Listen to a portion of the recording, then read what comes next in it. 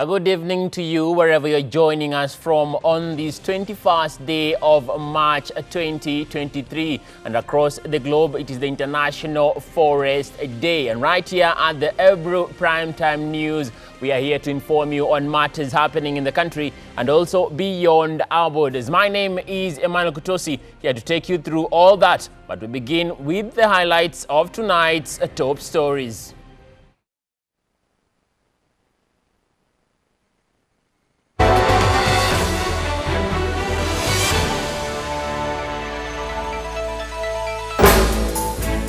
Azimio la Umoja One Kenya leader Raila Odinga amplifies the dosage of mass action protest from once to twice a week. Wiki ijayo tutakuwa na mgomo na maandamano siku ya Jumatatu na siku ya Alhamisi. Ndio namna hiyo. Maseno University students protest over the alleged killing of their colleague by police in yesterday's protest. I want to say this. What happened yesterday and what is happening in Maseno is uncalled for, uncalled. We cannot take it and we won't take it. The excuse police wanapeana ni kwamba sijui alikuwa anataka kuvamia supermarket. Maseno. This sounds familiar and unacceptable. The United Democratic Alliance UDA now wants Azimio la Umoja One Kenya leader Raila Odinga to be held accountable for the chaos and destruction of property witnessed in Monday's protests. Inspector General of Police, fear nobody. Don't just arrest the young boys and young girls who are being paid to demonstrate. If the buck stops at the door of Mr. Odinga, go for Mr. Odinga. If the buck stops at his sponsor's door, go for them.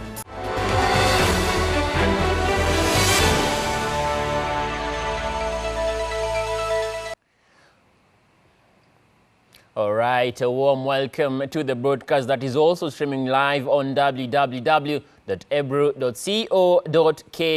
And now, Azimio leader Raila Odinga has raised the frequency of mass action by the opposition, calling on protesters to not only rally up on Monday but also on Thursday. Raila has issued a list of companies to be boycotted, citing their support for the current regime that he termed as oppressing the common mwananchi. The former Prime Minister has reiterated that the protest will be the order of business until the government addresses the presented draft of issues that include lowering the cost of living. After the showdown between police and protesters heeding mass action calls made by Azimio leader Raila Odinga yesterday, Raila has declared an amplified dosage of the demos, which he says will not only be conducted every week on Monday, but also on Thursday. Tunataka kutoa shukrani kwa Wakenya wote kutikia wito wetu jana na kujitokeza kwa wengi kote katika nchi yetu na kufanya maandamano ya kiamani bila tuliyoitishia. At this last week, for more than 4 days, people demonstrated peacefully in Kisumu, in Migori, in various parts of the country. Even yesterday, the demonstrations in Kisumu were so peaceful, including taking a coffin to a police station, and the police were not rattled. Wiki ijayo tutakuwa na mgomo na maandamano siku ya Jumatatu na siku ya Alhamisi. Ndio namna hiyo. The former Prime Minister made the declarations at the ODM headquarters in Nairobi, where he said it was just the beginning of what he termed as the journey to deliver Kenyans, insisting that they will not be deterred, they will not retreat. Tunalaani Bwana Ruto na serikali yake kwa ubaguzi ya kikabila ambao wanafanya kwa upande ya ajira ya watumishi wa umma. Wakati huu watumishi wa umma wanaajiriwa kwa msingi ya kikabila. Yale madai yetu yote bado yamo. Tumesema gharama ya maisha mpaka irudi chini. Bei ya chakula mpaka irudi chini. Bei ya mafuta na bei ya stima, katakari ya shule mpaka irudi chini. Raila hit out at the head of state, Dr. William Ruto, accusing him of dictatorial leadership as he called for the release of all those arrested in yesterday's protest. Tumekataa Bwana Ruto na wenzake kuunda tume ya uchaguzi peke yao bila kushauriana na washikadau wengine kama sisi. 3, tumesema ile nyungu pale matokeo ya uchaguzi ilipelekwa mpaka ifunguliwe. Tumesema hiyo sava ifunguliwe, wataalamu kutoka nje waaje, wakague, watueleze matokeo ilikuwa namna gani. La sivyo hatutatambua Bwana Ruto. The political faction has further called for the opening of the electoral body IEBC servers, apart from the reinstatement of 4 former commissioners, 3 of whom opted to resign and 1 who was ejected after facing a tribunal, with Raila claiming that the government was in the process of installing its sympathizers as commissioners. Vinara wakisema tufanye kwa counties, tufanye kwa constituency, tufanye kwa wards, you will see those rallies in the counties, in the constituencies and in the wards. Are central to these demonstrations, and we will stay the course. We are not going to be cowed. Call for the boycott of Safaricom, the Kenya Commercial Bank and Radio Africa Media, particularly the Star newspaper, who have become enablers and facilitators of this brutal regime. We have the details why we are saying so, and our supporters will understand. The Azimio Front has called on Kenyans to support the protest, called by turning up in numbers, reiterating that the high cost of living must be brought down to the reach of the ordinary Kenyan. And on a related beat, Maseno University students have today held protest over the killing of their colleague who was allegedly shot dead by police officers during the nationwide Azimio la Umoja protest on Monday. This comes as the Azimio Coalition today announced that they will present a petition to the Independent Policing and Oversight Authority over the conduct of police during the demonstrations. Davis Mberia with more on that story. The running battles between students of Maseno University and police officers began as early as 8 a.m. today. Rioting students paralyzing transport along Kisumu-Busia Road as they blocked the road with water tanks and stones. Students lamenting being subjected to torture by police officers in the Monday's protest, which led to death of their own. William Mayange was a third-year student. I want to say this. What happened yesterday and what is happening in Maseno is uncalled for, uncouth.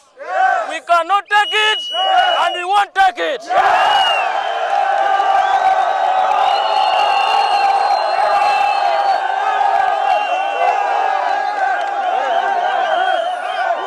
Viva Comrades, viva!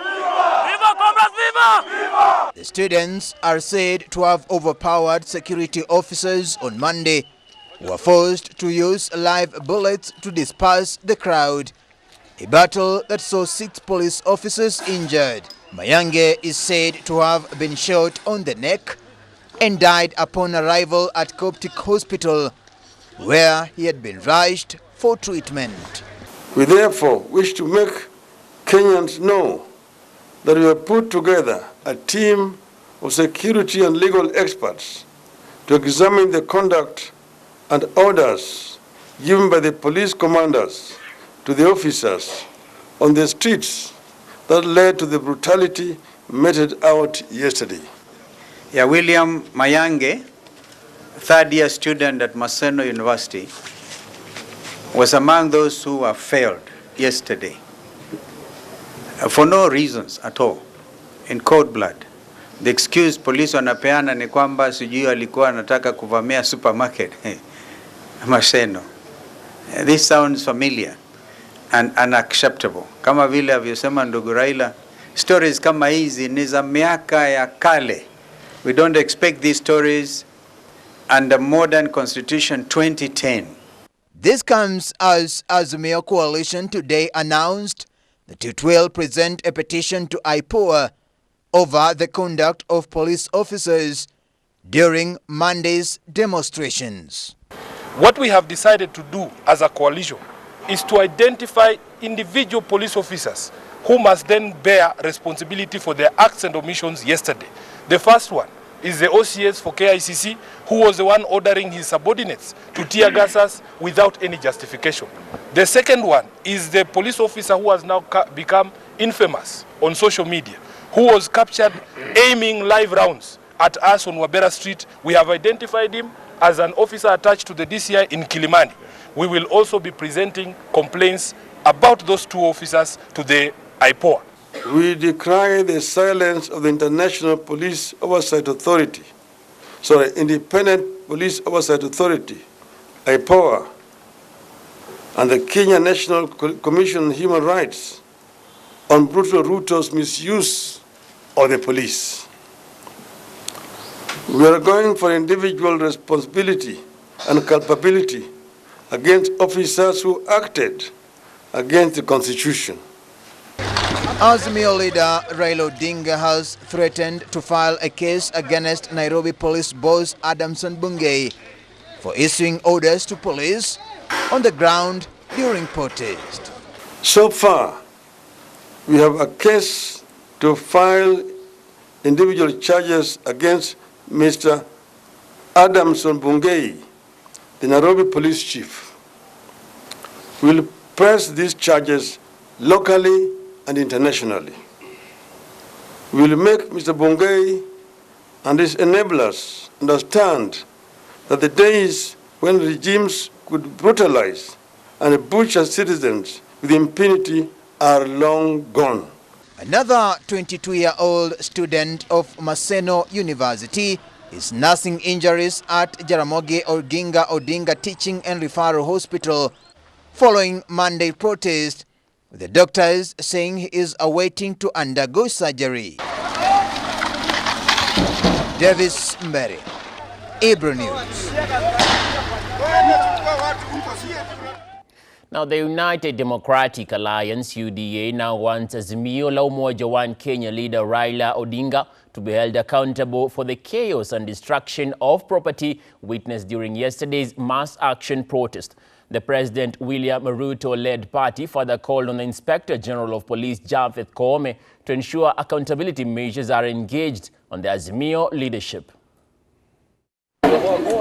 Leaders from the Kenya Kwanza Alliance have continued to condemn the demonstrations led by Azimio la Umoja Coalition, spearheaded by the outfit's leader Raila Odinga on Monday, which brought business to a standstill at the Nairobi Central Business District.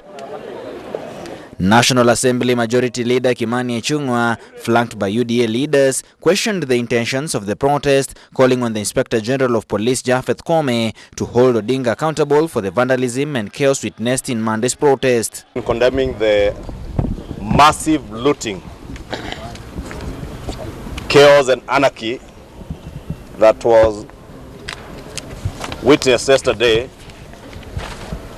orchestrated by Mr. Odinga, the Lord of Violence, and sponsored by his principal sponsor, former President Uhuru Kenyatta. He also asked the police to go after those involved in the looting and destruction of property, from those captured on cameras and leaders who accompanied the protesters. And we want to encourage the Inspector General of Police, fear nobody. Don't just arrest the young boys and young girls who are being paid to demonstrate. If the buck stops at the door of Mr. Odinga, go for Mr. Odinga. If the buck stops at his sponsor's door, go for them. Failure to which, then you leave Kenyans to protect themselves and to protect their property. And we do not in any way desire that time comes to pass in our lifetime, where Kenyans will take it upon themselves to protect themselves and their property. The leaders at the same time told the police IG that the consequences for failing to arrest the leaders would be that Kenyans will take it upon themselves to protect their property and lives. And I also want to confirm that indeed many leaders here and many others who are not here are under immense pressure from their constituents. Kenyans, peace-loving Kenyans, asking government, if government is not able to take care of the situation, pressuring leaders that the public be allowed to protect their lives, their businesses, and their property. If Raila was president today, we would want to be respected, to be allowed to work. So let's allow the person who has been elected to work. Number 3, this talk about we are the people. Kenya Kwanza also are the people. Yeah. Everyone has the people. Yes. So if you say you have more people than us, what about the day you also bring our people out? So the idea about the people, nataka tuseme kwamba the people depends on where you are. Tunataka kumwambia hivi ya kwamba kama yeye ni mzalendo na kama yeye anasema kweli ni mzalendo, basi aheshimu wa Kenya. Tunajua uchaguzi ulipita na tunajua hii fujo yote anafanya ni kwa binafsi yake yeye mwenyewe. On his part, UDA Party Secretary General Cleophas Malala took the opportunity to condemn the vandalism meted against the party's offices in Kisumu County during Monday's protest, saying that they will write to the Registrar of Political Parties to request the funds meant for the ODM party be withheld and instead channeled to UDA to pay for the damages. Majority leader amesema hapa kwamba sisi kama chama tunaenda kuandikia Registrar of Political Parties aende ahakikishe kwamba ODM wamewajibika vilivyo kwa yale kama chama kwa ile ghasia ambayo walifanya kule Kisumu jana. Na vile vile ningependa kuambia wale wanachama wa UDA wa Kisumu, msiwe na shaka, kuchoma jengo ama kuchoma magari yetu sio mwisho wa chama. Chama ni watu. Na ningependa kuchukua fursa hii kutangaza kwamba next week on Tuesday tunaenda kupaka rangi tena kule Kisumu kutengeneza ofisi yetu. Sasa watu wa Dala mutarajie UDA iko Kisumu on Tuesday. 2 vehicles that were parked in the compound were also torched in the kerfuffle. UDA Kisumu offices were opened on March 4th in a bid to recruit new members in the region termed as an Odinga stronghold. Samson Jura for EBRU News. Now, a section of Muslim leaders have come out to oppose any plans of a handshake between the opposition leader Raila Odinga and President Dr. William Ruto. According to the clerics, this will be killing democracy and breeding a habit of whenever a presidential aspirant loses, they decide to go to the streets with an aim of negotiating for power. Odi Francis now reports.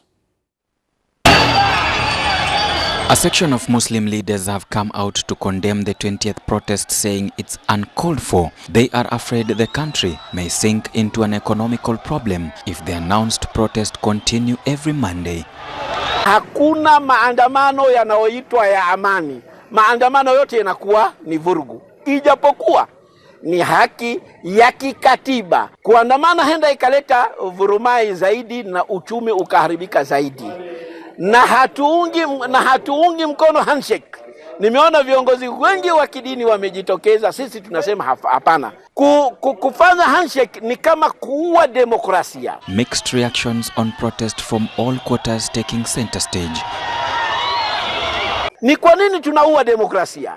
Kila atakayeshindwa ataingia barabarani, afanye maandamano, apate nusu mkate. Kwa hivyo tumeonelea mpinzani abaki mpinzani, awe na mikakati kuikabili serikali kisheria na namna gani watekeleze zile agenda zao. Maisha ni magumu. Tunamuomba Raila kama ako na shida yoyote aende kotini. Sisi ni ordinary Kenyans. Lakini vile tunaona governor Sakaja vile yeye anaongea, hiyo ni kinara, inaonesha hiyo ni jambo mzuri kuwaleta hao viongozi wawili pamoja. Ikuwe na mazungumzo to lessen this stress ile tunapata. On appointment of more loyals in cabinet positions by the president has also left Kenyans asking more questions on taxpayers. Kwa hakika Mheshimiwa Rais Ruto ametusikitisha sana kuona serikali yake inapanuka zaidi. Ujue tuseme la ukweli, huwezi kumridhisha kila mtu, na la kutusikitisha zaidi tunataka Mheshimiwa Ruto aelewe hili. Wale waliokuwa magavana leo wanakuwa manaibu ya waziri, wasaidizi wa mawaziri. Mtu amesimamia kaunti ya mabilioni unamleta, kisha hawa watoto wetu wana madigrii na master na nini watafanya kazi wapi? The opposition protest took its first mass action in response to the government's failure to address the concern within the 14 days ultimatum issued on February 22nd, which includes an increase in the cost of living and demand that President William Ruto resigns. For EBRU TV, Amode Francis. All right, we now tone down the political crescendo with this next report, where as members of the Muslim faith prepare to start the fast of the holy month of Ramadan, that in accordance with the Islamic calendar follows the cycle phase of the moon. The holy month of Ramadan, which is normally 10 days earlier every year in the calendar. The start of Ramadan in 2023 is expected to be on Wednesday, the 22nd of March, following the appearance of the moon over Mecca. Muslim faithful are expected to fast for a period of 30 days, expected to end on Friday, the 21st of April, followed by the Eid al-Fitr celebrations, expected to start on Saturday, the 22nd of April, or the 23rd of April on Sunday. Hatuna la ziada ila tu kwamba amani ndiyo tunaitaka. Tumeona matokeo na faida iliyopatikana kwenye maandamano. Ni watu wameumia, mali ya watu yameporwa, magari yameshindwa kutembea. Wananchi wa Kenya ni wananchi wa kula, wafanye kazi ndio wale. Kwa hivyo wale wote ambao kwamba jana hawakufanya kazi, jua na kula hawakula. Kwa hivyo hizo ni dhambi kubwa kwa sababu ya watu kulala na njaa. The interest of Kenya should not lie on any individual, person, tribe or a group. Otherwise, if such actions are left to continue unchecked, Kenyans as a whole will stand to lose all what we have achieved as a nation for all the past years. We have pressing problem of our people suffering from a shattered economy, and definitely a quick solution must be found to fix this situation. However, there must be a better way to approach the problems. All right, and on that note, we are due our first break right here on the EBRU Primetime News. Stay tuned, we still have a lot for you on after this short break.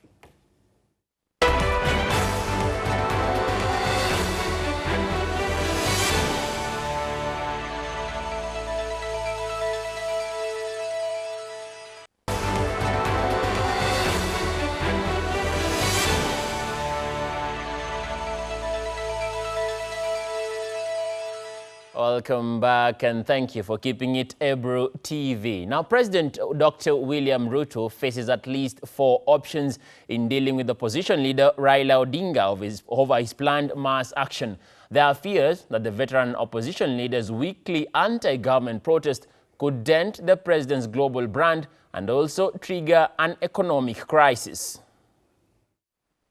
On 20th of April 2023, opposition leader Raila Odinga led Azimio la Umoja One Kenya for a mass action that saw business disrupted in the Nairobi's Central Business District, with the Deputy President Rigathi Gachagua saying the government lost at least 2 billion shillings. Because of lack of business in the CBD, the country has lost almost 2 billion shillings in terms of business.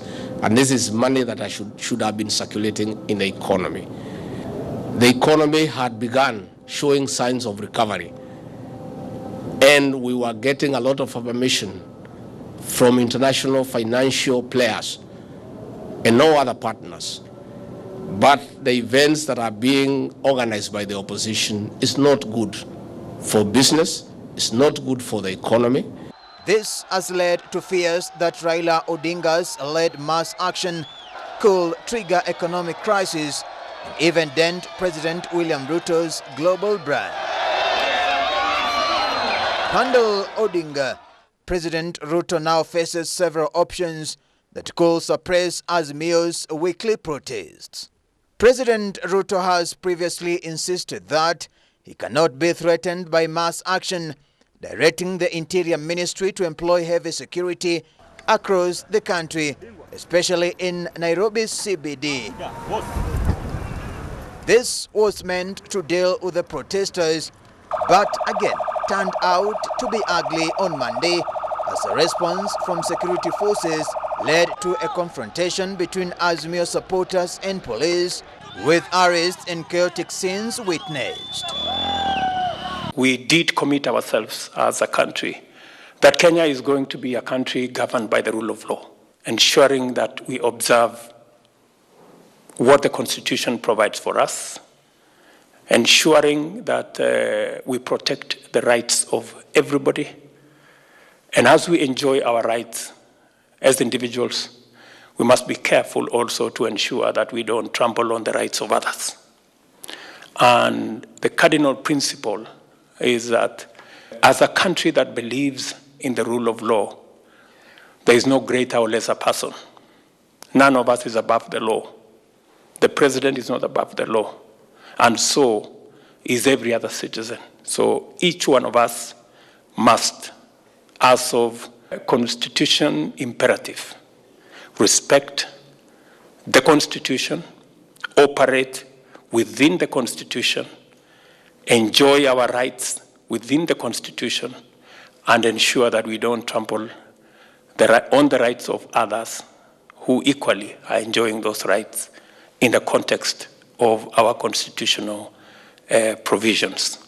Political pundits argue that President William Ruto could as well employ another tactic of divide and rule to try court Azimio core principals Kalonzo Musyoka and Martha Karua. This will leave Odinga with a hard task to push his mass action. President William Ruto can also reach out to former President Uhuru Kenyatta to end their cold political difference. This will enable him to use Kenyatta for containing opposition leader Raila Odinga. The president can as well as address some of the demands made by the opposition, key among them being the high cost of living that Odinga is riding on to propel the mass action. Wewe ukitaka hii maandamano ikuishe, maneno ni fupi tu. Tangaza leo unga ni shilingi 70. Sewi. Tangaza ya kwamba IEBC will be recruited in a bipartisan manner. Yes. Tangaza ya kwamba sava itafunguliwa. Tangaza ya kwamba ile ngine umesema ni gani? Bei ya mafuta iko chini. Maneno fupi tu, kesho hakuna demonstration. Political pundits say frequent street protests by Azimio leader Raila Odinga will mount more pressure on President Ruto to work and deliver on the pledges he made during the campaign period. Businesses in Nairobi's Eastleigh area are struggling to acquire full recovery following the high cost of living that is occasioned by the drought situation in the country. Business people, both large and small scale, have been struggling with the effects of the national elections and the ripple effects of the COVID-19 pandemic in the country. Kaindo Stefano with more on that story. The Eastleigh business community is still languishing in the effects of COVID-19 and the 2022 general election that followed months of political campaigns that polarized the business economy in Eastleigh. Traders who used to get about 80% returns on their investments before COVID-19 say they are now barely making 30%. A survey established that the clothing business, which is dominant, has been the worst hit. Most malls in the area have witnessed a decrease in the number of customers since 2020 when COVID-19 hit the country. And now that drought is ravaging the country and the high cost of living being witnessed in the Republic of Kenya. Business haijapik sana. Tumekuwa na shida ya kazi imekuwa chini. lakini tunasukuma tu juu tutafanya nini. Tulikuwa tuna hope this year itakuwa better. Tulikuwa tuna hope this year itakuwa better. Hata December haikuwa better sana kwa sababu haikuwa kama kila siku. Upande electronic hakuna. Tuko vile vile kwa sababu sisi tunafunga by jioni. Sababu watu sahi wanahangaika na tumbo. Kuna mtu anakuja kununua ma TV inchi kubwa kubwa wala nini. Quite a number of traders are optimistic about the business, especially the small-scale traders in Islay, though they say it could be affected by the politicking that is ongoing. We can say there is improvement, long hours. People are working long hours into the evening. We can say it's a bit, there's an improvement, but we are yet to recover fully to where we were before the curfew. The issue here is that even if the time, the working hours, the hours are long, watu wachache wako na pesa bado. Haswa tena imeingiana na mambo ya campaign kwa sababu ma-investors wengi sasa hawataki kuinvest. Watu wanaogopa. Kwa hivyo tunataka usalama na serikali pia waangalie economy. Apart from many business people who are decrying loss of business and low customers, a section of traders say business is booming and the flow of customers has improved. Movement of people between counties, wateja wanaweza toka mbali wakuja hapa, na pia working hours increase, imerudi normal. The flow of customers imeongezeka because you remember curfew ikiwa hakukuwa na movement between counties. Pesa pia imeongezeka because sales ina increase. So I think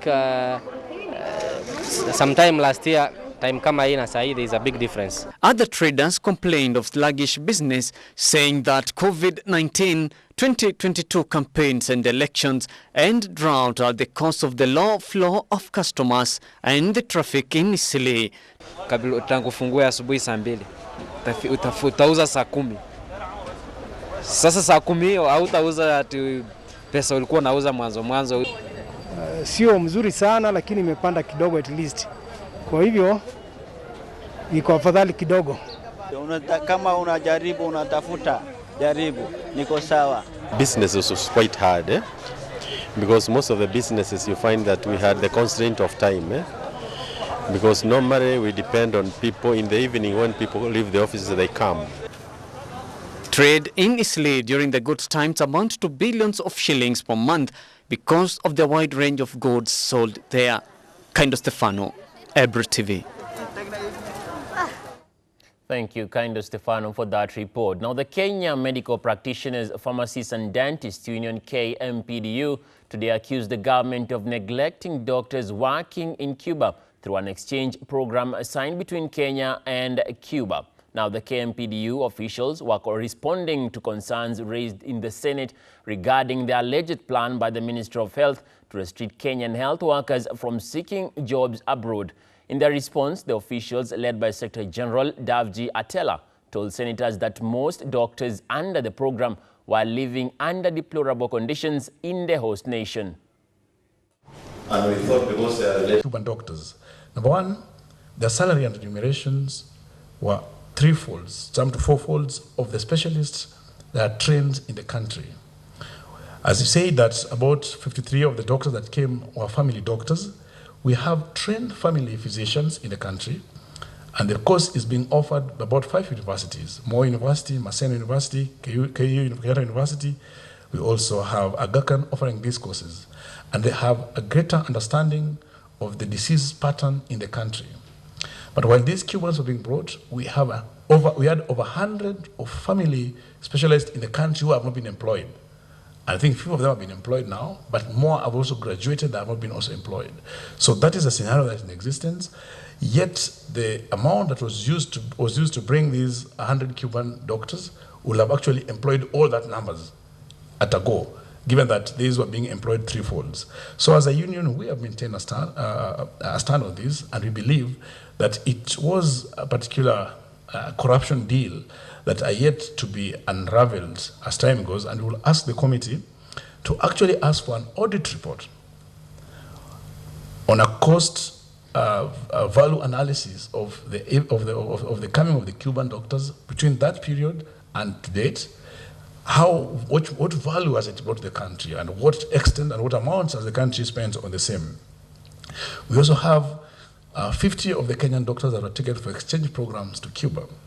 And the reports that we have as a union is that a number of them actually dropped from the program. They could not complete the program because they were under deplorable conditions, to the point that we have one doctor who even lost his life. He lost his life out of the frustrations that was there in Cuba for that period of time. And the rest who came back to the country, they were subjected to another 2 years by the council before they get registered as the family doctors. So in essence, the whole project of the Cuba and the Kenya agreement is not really beneficial to the country. It's more of a use of the taxpayers' money in a cause that was more of a PR than any benefits.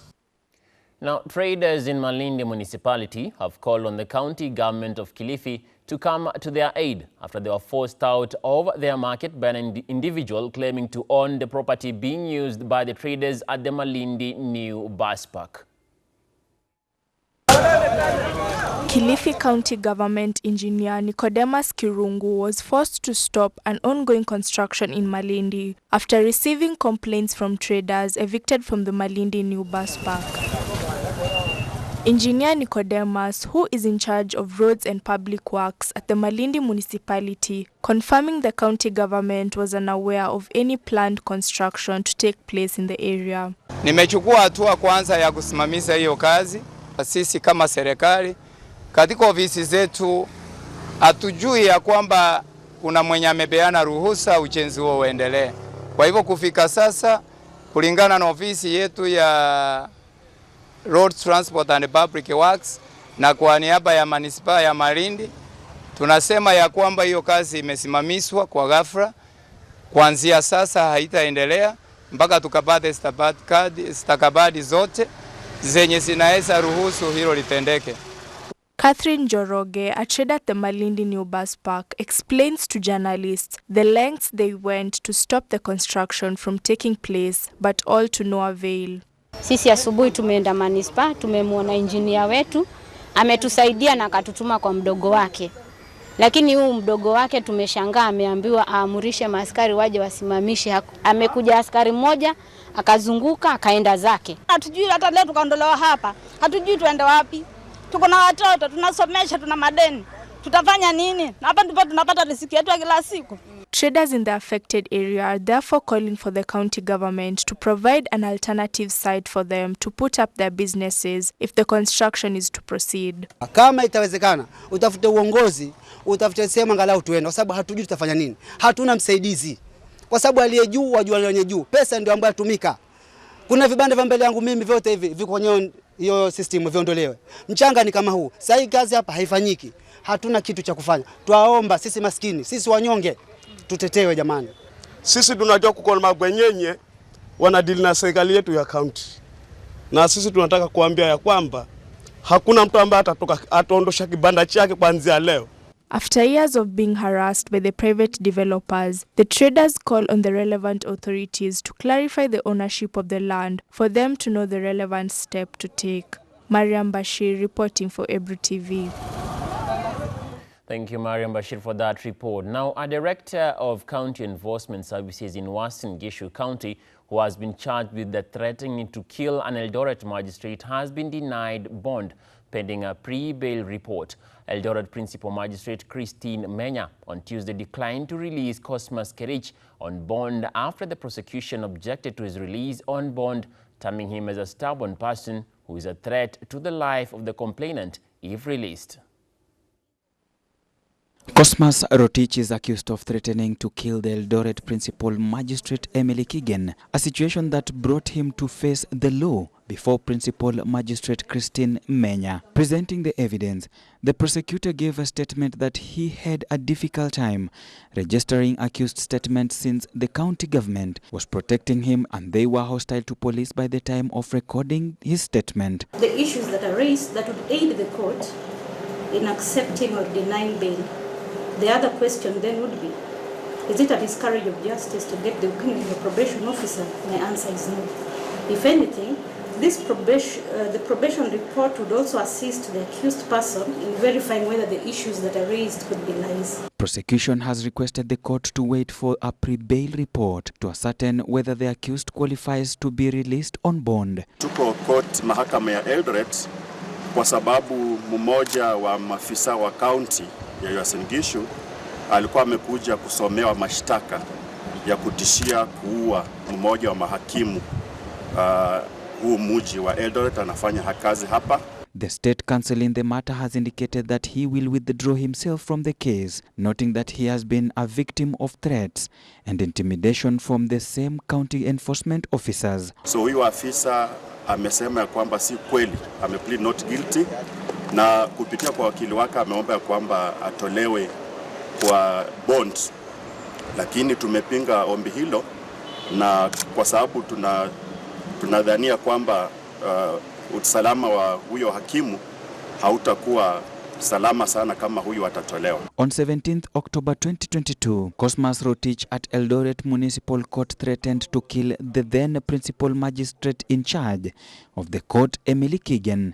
So koti imeamua ya kwamba wale maafisa wa probation walete ripoti ya kuonyesha iwapo huyu mtu anastahili kutolewa kwa bond ama cash bail. So that being the case, I'll order that the pre-bail report is availed in court before the accused is granted the bond terms, but I'll allow the accused to exercise his right of appeal in the next 14 days. So let's mention it on Friday. The magistrate has directed the matter to be mentioned on 31st of March, when a pre-bail report will have been presented in court. For EBRU TV, Amode Francis. Well, and that report from Uasin Gishu County brings us to our second break right here on the EBRU Primetime News. Feel free to keep it interactive on our social media handles. We are at EBRU TV Kenya, and you can reach me at _Emmanuel Kutosi. Keep it interactive and give us your views concerning the news. We'll be back after this, a short break.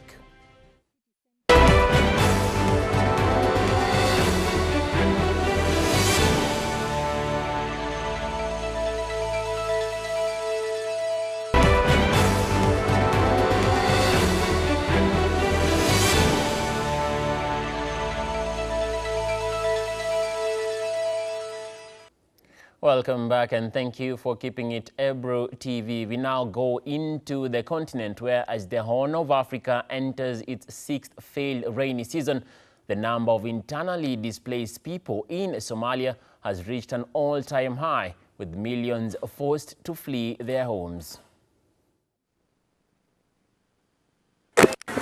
Sheltering from the scorching sun under a tree with her 3 children, Marian Ali Aden is waiting to be given a temporary place to stay. Aden was forced to leave her home in Waji district of Somalia's Bakol region. The problem that brought us here is that we lost our farms and livestock to the severe drought.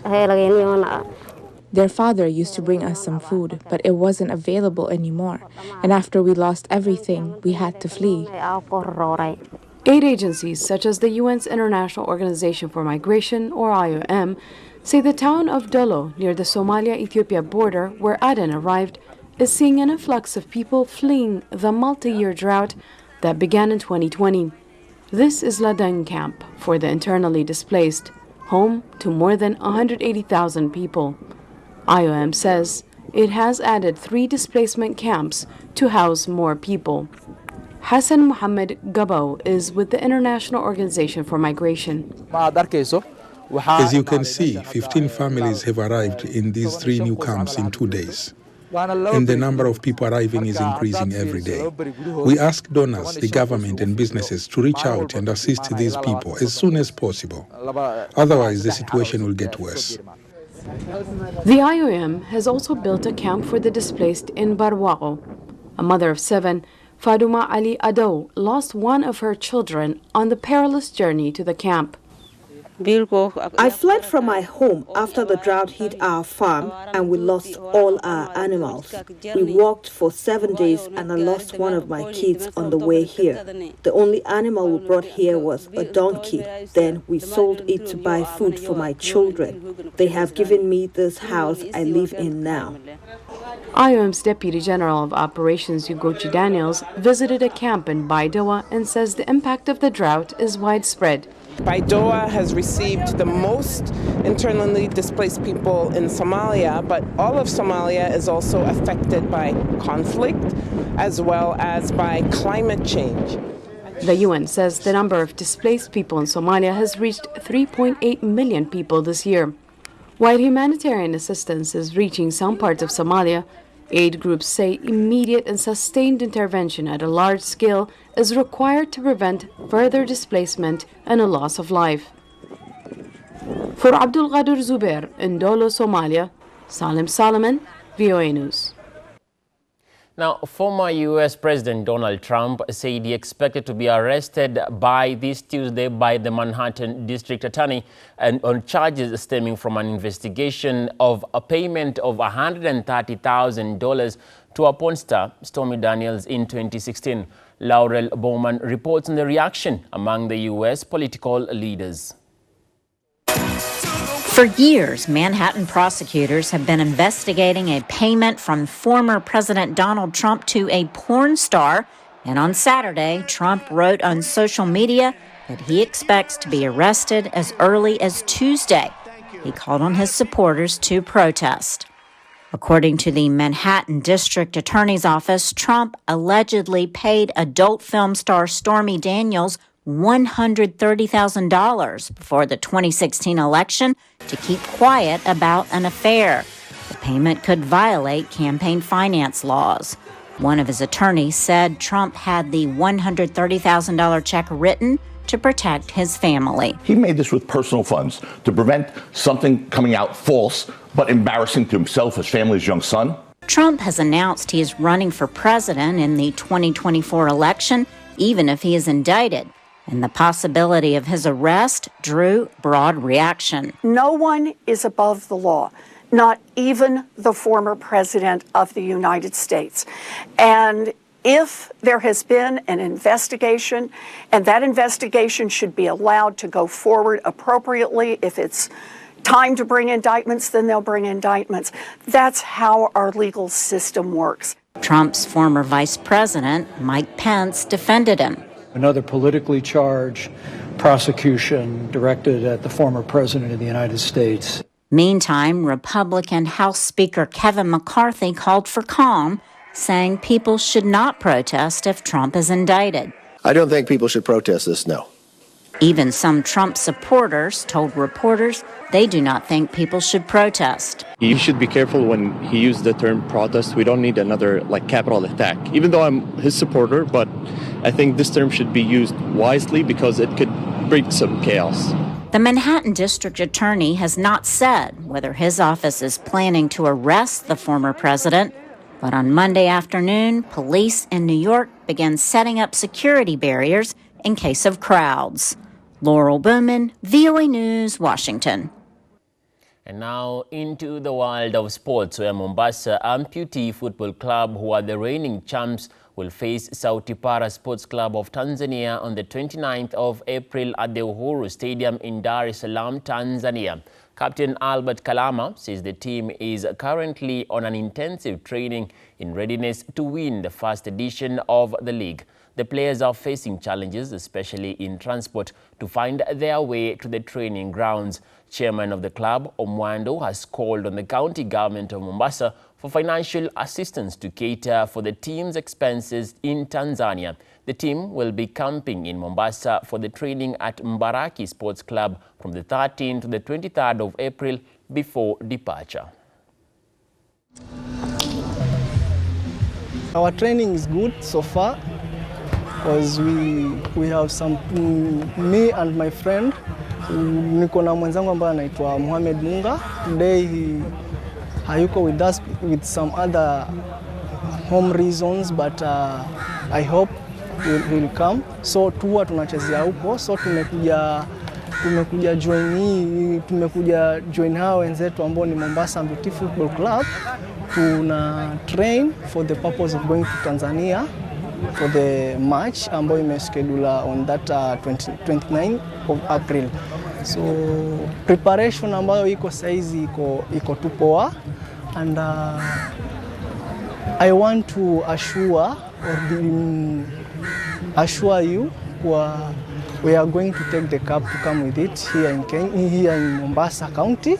Kufika katika hiyo kiwango ambayo tuko ya champions wa Kenya imetusaidia kuwa na coordination kutoa na timu za East Africa ambazo zimetambua kwamba Kenya kuna timu ambayo inaitwa Mombasa Amputee Football ambayo ndio champions. So kutokana na hiyo position yetu ya champions imetuweka katika hali nzuri ambapo tunatambulika East Africa, na hii imetupeleka kuweza pia kukutana na wenzetu ambayo wako champions kule Tanzania, na hivyo kwa sababu ya umaarufu wetu tukapata mwaliko ili tuweze kwenda kuparticipate katika michezo za championship, na the same time hiyo ni mchezo pia ambayo ni ya preparation ya kwenda CAF kucheza African Cup. Hiyo ni preparation pia ambayo tunaenda kufanya. Tunaendelea kujipanga, tunaendelea kujiweka katika position, na tunapanga kwamba tarehe 13 tuingie katika camp. Tuwe camp kuanzia tarehe 23, tuanze tarehe 13 mpaka tarehe 23. Tuwe hapa uwanjani tukifanya practice, tukijiweka tayari. Alafu tarehe 24 tunaondoka, tunaenda Tanzania. Tanzania tuko tarehe 24, 25, 26, 27, 28, 29 tuwe na game yetu ya kimataifa. Pumzike tarehe 30, 1, 2, 3, 4 turudi. All right, and on that note, we have come to the end of the EBRU Prime Time News tonight. Thank you so much for your valued company, and a big thank you also to the whole team involved in the production of tonight's broadcast. My name is Emmanuel Kutosi, and I leave you saying, keep your eyes on the stars and your feet firmly on the ground. God bless and good night.